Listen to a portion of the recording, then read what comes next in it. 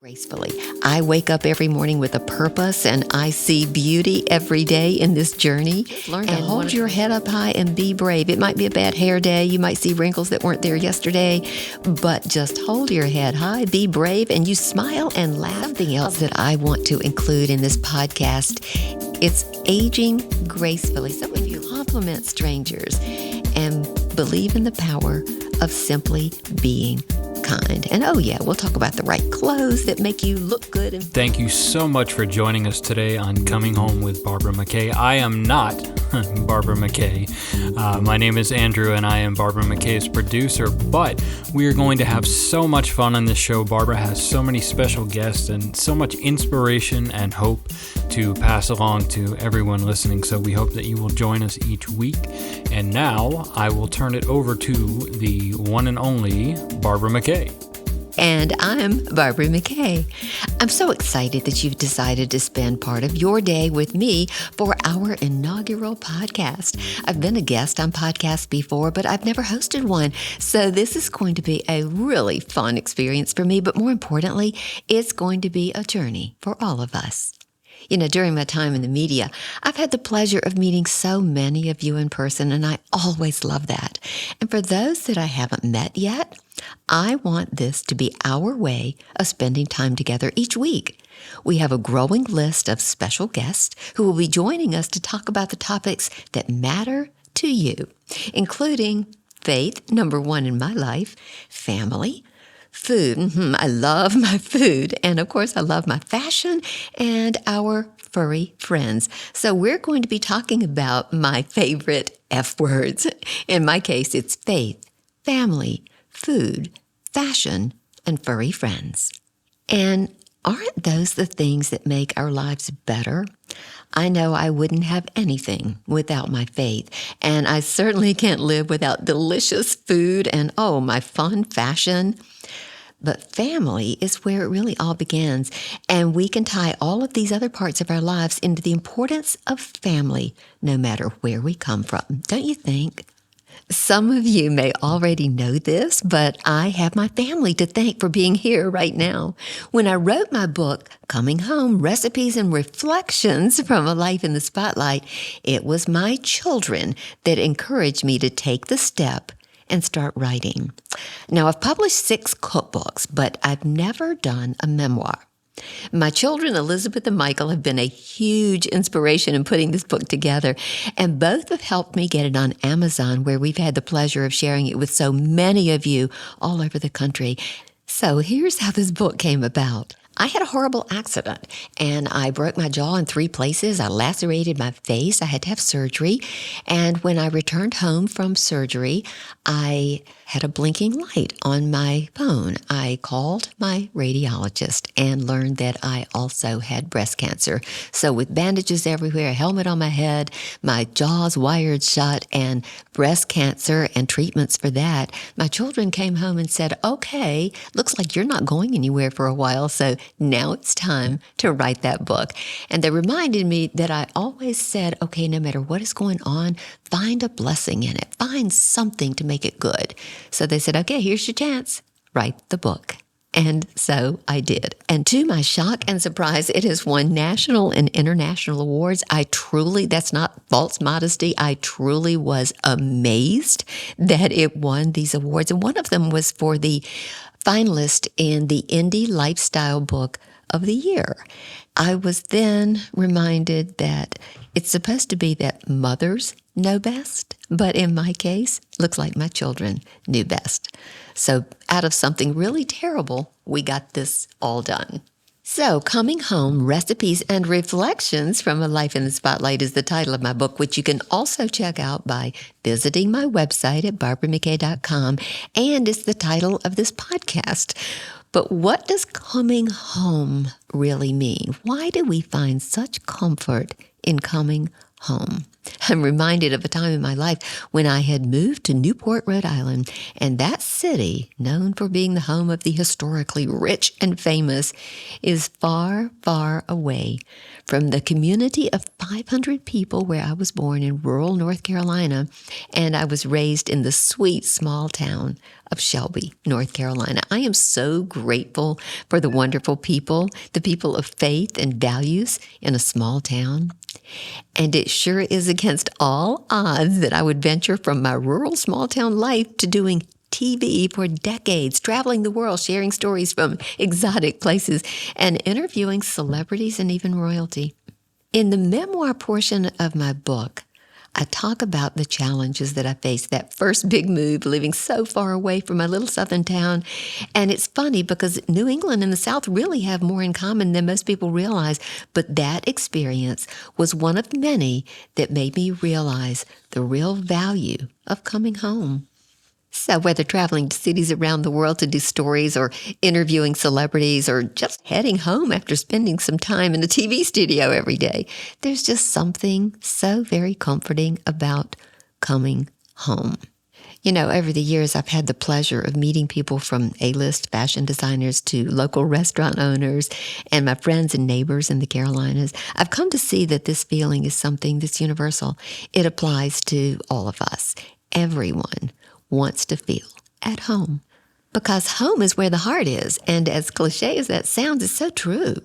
The people and experiences that shape our lives all begin at home. My mother is the one who encouraged me all those years ago to audition for WBTV. And back then, a woman's options were limited to flight attendant, teacher, and nurse. Well, I tried my hand at 2 of those, and each one of them taught me something about the value of coming home. And speaking of coming home, I was home with my baby girl, and my mom came to visit. She looked at me and said, "Oh, you look terrible. You need to do something with yourself." I was enjoying rocking my baby girl in front of the TV, and she looked at the TV, and she said, "You know, that's what you could do." She picked up the phone book and called WBTV and handed me the phone and said, "Ask for an interview." And I did, and shockingly, they gave me the interview. I learned later from the producer of the show that she was given a call by the woman who did the interview and was told that maybe she should meet me. And the producer said, "Well, how many markets has she been in? How many shows has she hosted?" And Anna, the interviewer, said, "Well, she's never been on TV except, no, wait, she did dance on the Mr. Bill show when she was 6 years old." And the producer said, "I do not talk to people that walk in off the street." And Anna said, "Well, maybe you should talk to this one." And I did the interview, and I was horrible. I was so horrible that I didn't watch TV for 6 weeks. And then suddenly a letter came, and it said, "Yes, you were pretty bad, but there might be some kind of potential under there somewhere." And that's where it all started. They gave me a chance. My mother gave me some boldness, and I did it, and I've been there ever since. I'm still going back and doing guest things. I'm still going back and hosting, and it's been a wonderful, wonderful experience and ride. So don't be afraid. Even if you think you can't do it, you probably can. And of course, raising children while working my busy career at WBTV meant I had to juggle my home life and my work. But as busy as I was during my many years spending time with all of you on TV in the Charlotte community, I always made time for my family at home. And really, when I think about it, my TV family that I love to connect with each day on top of the day on WBTV, you all became a part of my home and family too. So coming home meant spending time with those I love so dearly, even if it was through a television camera. All of you invited me to come into your homes, and I've been so honored to have that experience, even all these years later. And that leads me to the first F word on my list of topics that this podcast will cover, and that's faith. And this is the thing in my life that really keeps me going. In fact, I talk about the power of faith all the time. When I get up in the morning, the first thing I do, of course, is thank God that I got up in the morning. And I then say, "I can't wait to see what you have in store for me today, Lord." And it's so interesting by starting my day like that and focusing on the fact that He's going to make some good things happen in my life. I notice them. It brings to my consciousness all throughout the day. Every time a little good thing happens, I think, "Oh, was that it? Oh, that was fun." And then at the end of the day, I think about the blessings that happened all throughout the day. So it just keeps me in touch with my faith all day by starting it with, I can't wait to see what's going to happen today. Just don't let me mess it up. And then I end the day with going over in my mind the good things that happened. I kind of brush the negative things aside, or maybe just ask for help for some of those. But I mainly try to focus on the positive, and it makes my day all day better.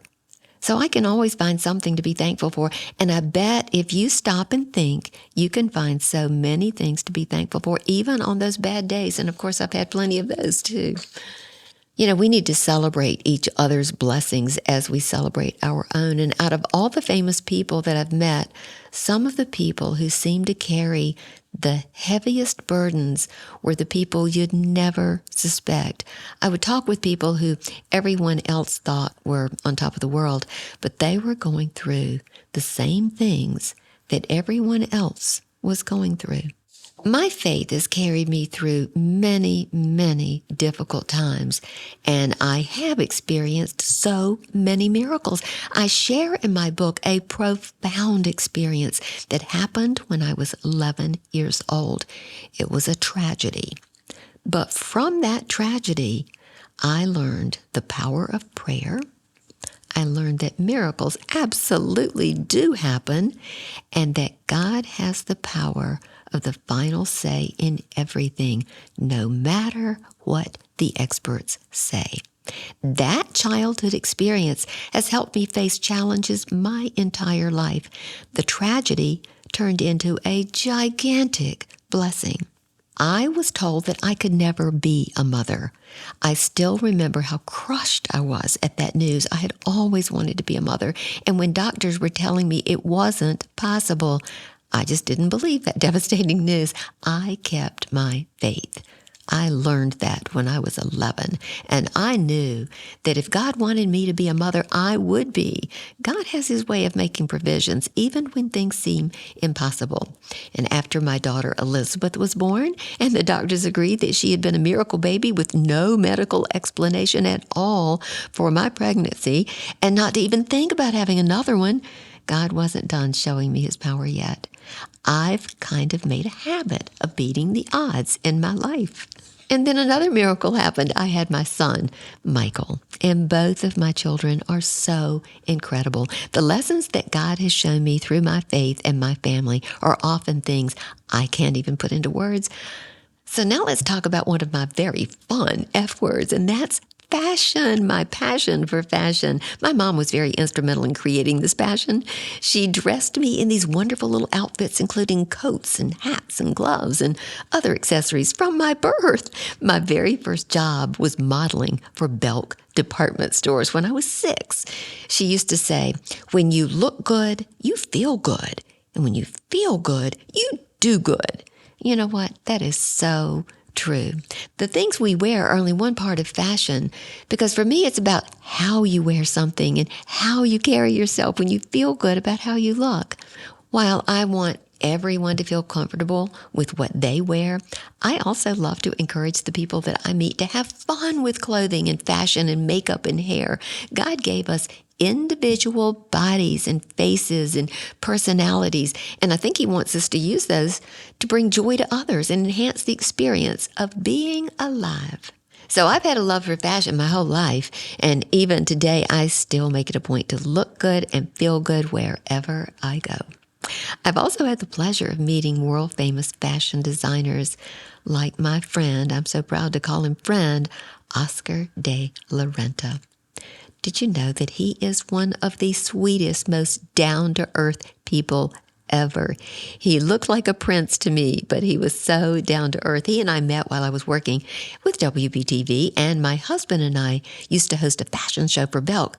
And Oscar spent the day with me, going from taping segments to my live show to my radio show, and we even shared a pimento cheese sandwich that day. And then I was fortunate to have had lunch with him shortly before he died. And that time it was a little more than a pimento cheese sandwich. Oh, such special memories of that special man. Out of all the people I've met multiple times in my career, including celebrities like Bruce Willis and David Letterman and, Debbie Reynolds, that was a special day. John Candy, Kevin Costner, and so many, many more. Few had me starstruck like Oscar did. Maybe that's because I'm such a big fan of his, and I was really taken by his beautiful, wonderful grace. Oh, speaking of pimento cheese sandwiches, I have a recipe for homemade pimento cheese in my book, along with over 126 other delicious recipes. Now, my criteria for choosing those from the thousands that I've prepared on TV locally and regionally and nationally was that they had to be absolutely delicious. The prep time had to be 30 minutes or less, unless it's something very special. And the ingredients had to be easy to find. So that's what you can expect from the recipes. And if you haven't picked up a copy, you can search for Coming Home and Barbara McKay on Amazon. But I also have a link to it on my website at barbaramckay.com. Oh, and that has me thinking about food now. And if you know me, that food has played a huge role in shaping my career. During my time hosting my noontime talk show on WBTV for all of those years, one of my favorite parts of that entire experience was cooking for all of you. I still get so many comments from people of all ages, from age 8 to 100, literally, who loved cooking along with me and learning. And I still love to cook, and I still try new recipes and different ways of preparing favorite dishes. And many of you don't know this, but there was so much that went on behind the scenes to prepare the different segments that we produced on top of the day. Most days when my kids were in school, I put in long hours at night and early in the morning so that I could have everything prepared for my audience and still see my kids off to school and be there for them in the afternoons. So you see, there we go again. Everything comes back to family. And I know that some of my younger viewers would have rather been anywhere but stuck in front of the TV watching me cook. But moms and grandmas across the Carolinas tuned in. And you know what? Some younger people are coming up to me these days and they say, Barbara, I hated having to watch you when I was little. I wanted to be watching cartoons or playing outside. But I'm glad now that I did, because you helped me develop a love for food and for cooking. And you know what? That is such a compliment. Knowing that I have helped cultivate a desire in people for good food is so very gratifying. We all have to eat, and I love adding to that experience for so many people. When I wrote my book, I started going through all of the recipes that I had in my head and that I have written down over the years. It really drove home the point that cooking is so much more than just eating and filling our tummies. It's about the experience of creating something. Being in the kitchen is such a magical experience when you have a goal in mind, but even when you're just trying things out and experimenting, it's a wonderful feeling to watch your creation come to life. And yes, there are going to be plenty of times when you try something out and it just doesn't work. But you know what? Just like life, it's all about the journey. I've had a wonderful time hearing from people. This is one of my favorite comments from the book, from people who watched me years ago. And they have said, my husband doesn't know who I am. I got your new book and I'm back in the kitchen cooking again. They're so amazed. And their husbands are so amazed that they're enjoying cooking again. And I'm glad that the book helped that happen too. I encourage everyone out there, no matter who you are, to give cooking a try. If you're feeling unsure of where to start, my book includes some very simple recipes that are easy to follow. And I also have some recipes on my website at barbaramckay.com. Hey, you know what else brings joy to our lives? Our pets. Oh, I love our furry friends and family members, whether you're a dog person or cat person, a llama person or whatever. Pets fill a need in our lives that's hard to put into words. Maybe it's the unconditional love that animals bring to our lives that draws me in so much. It's almost like God uses animals to teach us about how to love one another without placing conditions on that love.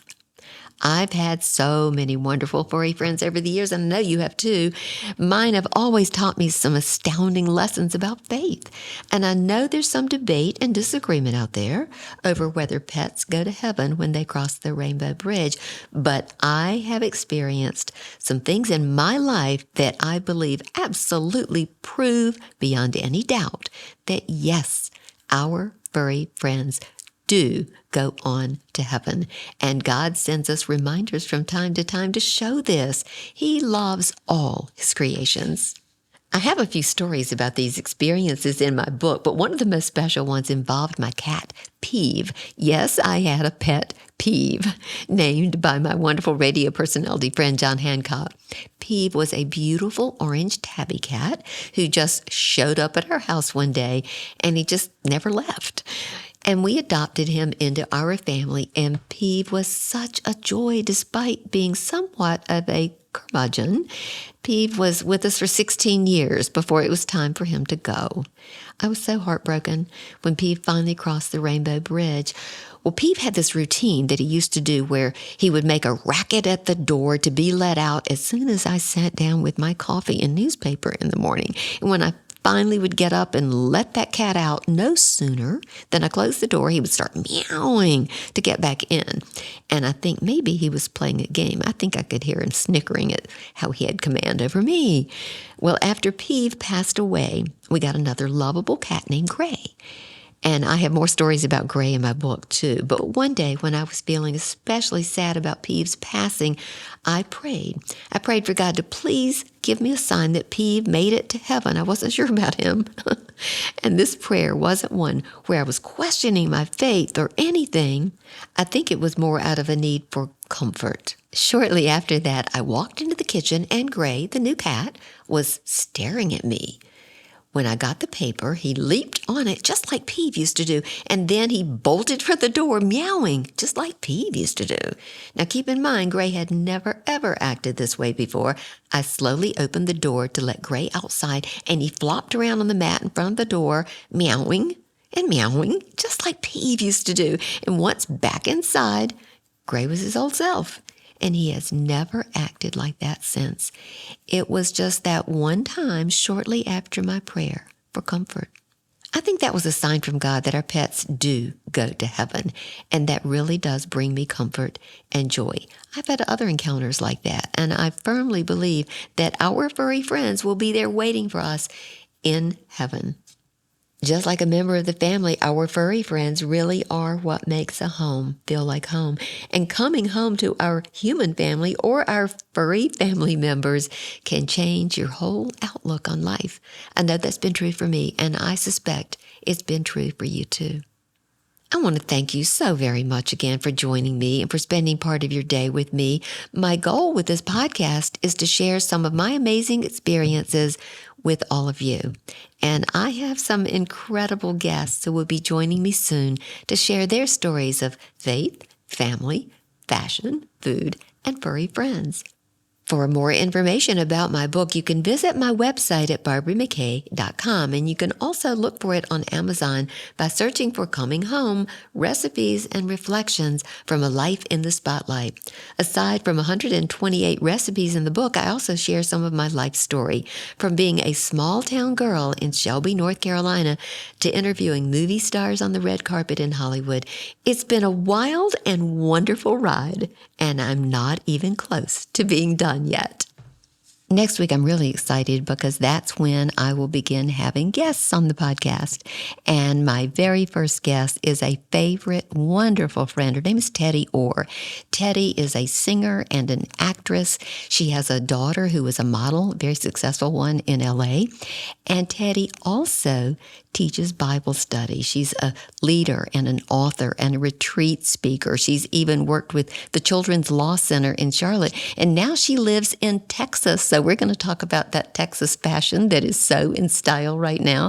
All kinds of fun things, all the F words that we'll talk about with Teddy. So she has a lot of inspiring stories, and I know they will resonate with you. She's simply a joy to speak with and to learn from. So I'm looking forward to talking with Teddy, and I know that you will enjoy hearing her experiences and her journey as a woman of such strong faith.